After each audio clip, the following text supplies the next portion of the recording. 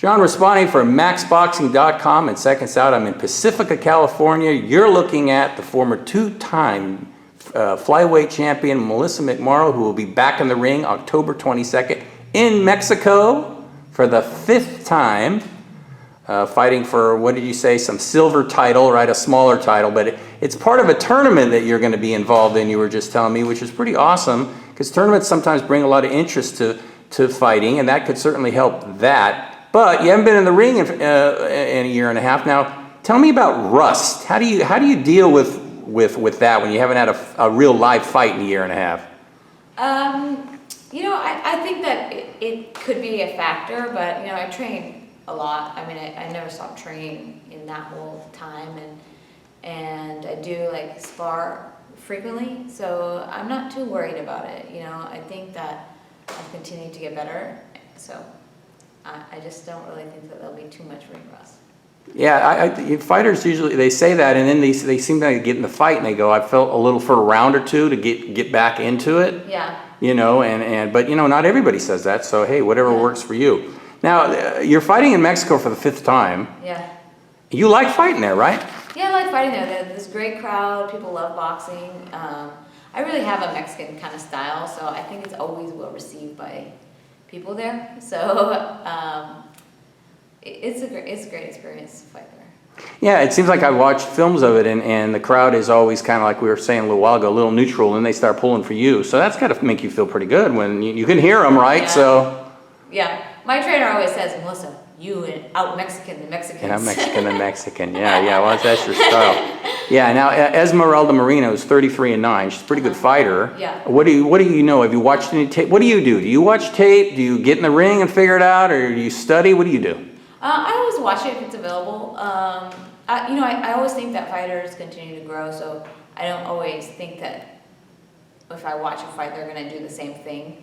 But I do think that their rhythm rarely changes, so I usually count out their rhythm so that I know, like, so I can like get an idea about their timing, because they usually don't change their timing. They'll change the punches they throw. They'll change, you know, maybe a little bit, you know, stylistically and stuff. But people rarely change their rhythm. So that's something that I usually will do, like count out their movements and things. But I always I'll always watch. I'm never a fighter that comes in and feels like, oh no, I don't need to watch any tape or anything. Like, I feel like, if anything, it's kind of mentally comforting to like have some sort of visual.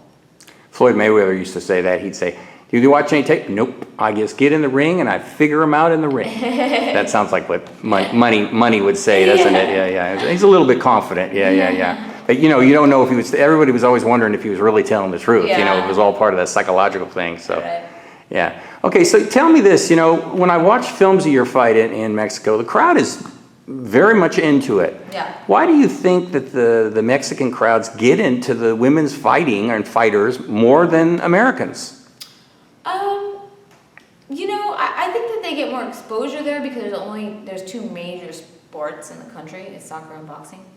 Where I think in the United States, we just have a lot more sports in general. So that television doesn't want to give time to anything else because, you know, the baseball and basketball and football are big money makers, you know?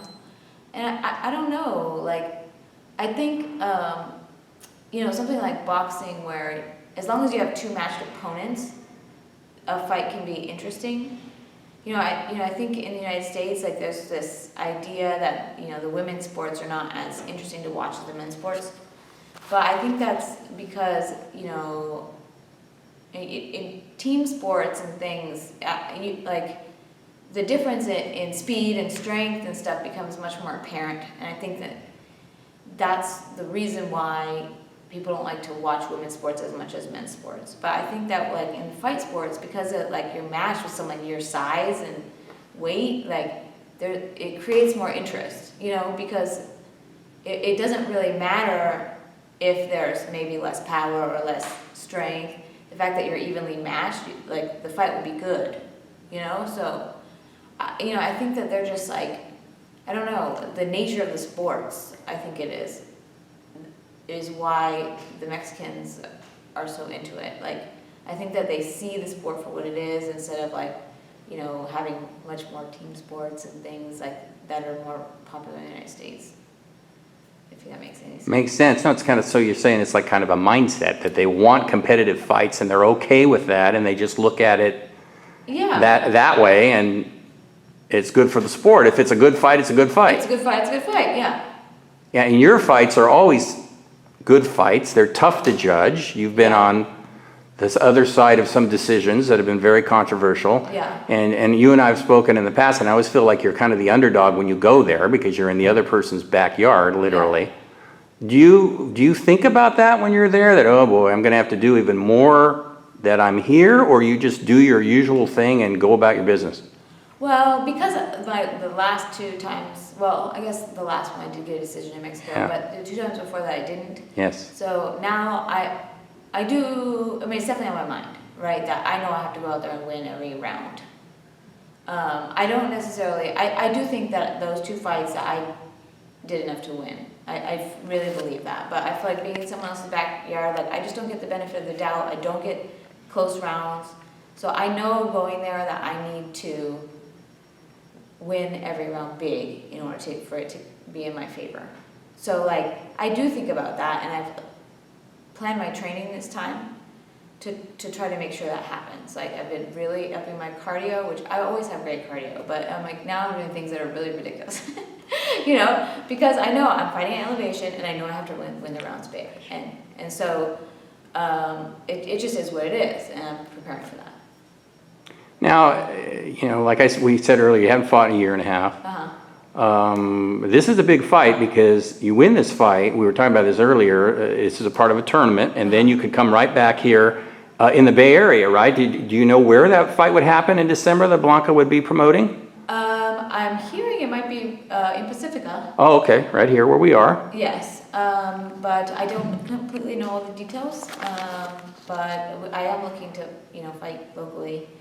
I'd love to do that, you know, but I don't know the details as of now. It's been a while, huh? I mean, I know you fought in San Jose before, but that's been an eon. Yeah, a long time ago. I fought there 4 times. 4 times, that's right. The old HP Pavilion. I don't know. It's called something else now, I think. But I fought there 4 times. That was a really good experience because I grew up in San Jose. And so, you know, pretty much everybody from all walks of my life, from like when I was little, grade school, high school, my family, friends, everyone could come, and that was a really good time. Yeah, I think it's reflective of women's boxing that you've been doing this for a while, but you've only had 15 fights, right? Yeah. Or when you had to draw, so 17 fights, and that's not a lot of fights. Yeah. I mean, you know, for somebody who's been doing this a while, and it's because of a lot of fights that fall out and all that. And I wanted to ask you about that you were going to fight just a few months ago in Oakland. It was going to be outside, looked really cool, you know. Yeah. And then at the last minute, the opponent canceled or whatever. Just how hard is that mentally to just pick up the pieces and go on, you know? It's hard, but it is hard. It's disappointing, you know, especially because I was so close to the fight. Like, it was maybe the day before the fight that I got the news, so I was ready to go. I always try to be positive, so I try to look at like the benefits. Okay, well, I lost a little bit of weight, so I'll be like ready for the next thing that comes around a little bit better, right? Or like, you know, in a lot of ways, I'm like, you know, I like to do exercise, I like to stay in shape, so like, you know, that was a positive. I was in good shape, you know. But it's difficult, you know. I always, if the fight falls out, I always treat it like I did fight. I'll take some time off. I'll like not worry about my diet for a week, or like, you know, and mentally that makes it a little bit more manageable, you know, because then it's not like, oh, I just got to keep training. It's more like, oh, okay, well, I did fight, you know, or I'll set up like some really intense sparring or something so that I can almost treat it as if it was a fight, so that like mentally, like it's easier to manage some. So this would be pretty cool for your career. You fight October and then fight December. Yeah. I mean, that would be literally almost back to back in boxing nowadays. Yeah. So that would be really good because you take a little break and then you go back into training. Now, how long are your camps usually? They're like 6 weeks or? Well, it depends on how much notice I get on fights. You know. That's another thing we didn't even talk about, notice. Yeah. That's right. So fighting in Mexico, that's another thing, is they don't like to give me a lot of notice a lot of the time. This time they did give me notice, so that has been really nice, you know, like they gave me 6 weeks, which I never get 6 So you got your 6 weeks, okay. So, like a lot of the other fights I've been given 3 weeks, you know, so that's a little bit different story. But this time I did get 6 weeks, so, you know, that's good. But so usually, I guess usually camps are about 3-4 weeks a month, but I'm always training, so it's usually not that hard to get in, to be in pretty good shape for the fight, but. Okay, here's your chance. Here's your big chance to be a trash talker. Now you're going to Mexico. You want to win. What are you going to do to Esmeralda Moreno on October 22nd? What's your plan? My plan is to win big. Just win big. I mean, okay. I've been preparing to win big. Like, I always want to try to knock somebody out. It's difficult at my weight class, you know. So, but I know I have to win every round big. So, like, I really plan to bring it, and I've been really training to do that. So, like, been really doing a lot of cardio, working on a lot of hard punching, like, so I'm gonna bring all that, you know, it's hard, like, Mexico City's at elevation, so there's that factor too. So I've been training, you know, with longer rounds, with like uphills, like everything, just to like really be able to give it all I got, you know, at the elevation, so. Okay, this is John Raspanti in Pacifica with Melissa McMorrow, who's never in a boring fight. So make sure you catch her October 22nd in Mexico. It's a big fight for her, right? It's a big one. Well, Yes. all of them are big, but this one's real big. And then she's going to hopefully be back in December, which will be wow. So yeah, catch that. And It'll then be finally win the flyweight tournament. That's the goal. the flyweight tournament, yeah. Diamond belt right here. The Diamond Bell. There's your Diamond Bell winner sitting right in front of me right there. So that's Melissa. Again, she's fighting October 22nd. Support her. Support female boxing. They always fight. They always bring it. Trust me. I've been around boxing a few years. I kind of know a little bit about what I'm talking about. They're always good fights when the ladies get in there. So, all right. Good luck to you, Melissa. We'll be talking to you soon. All right.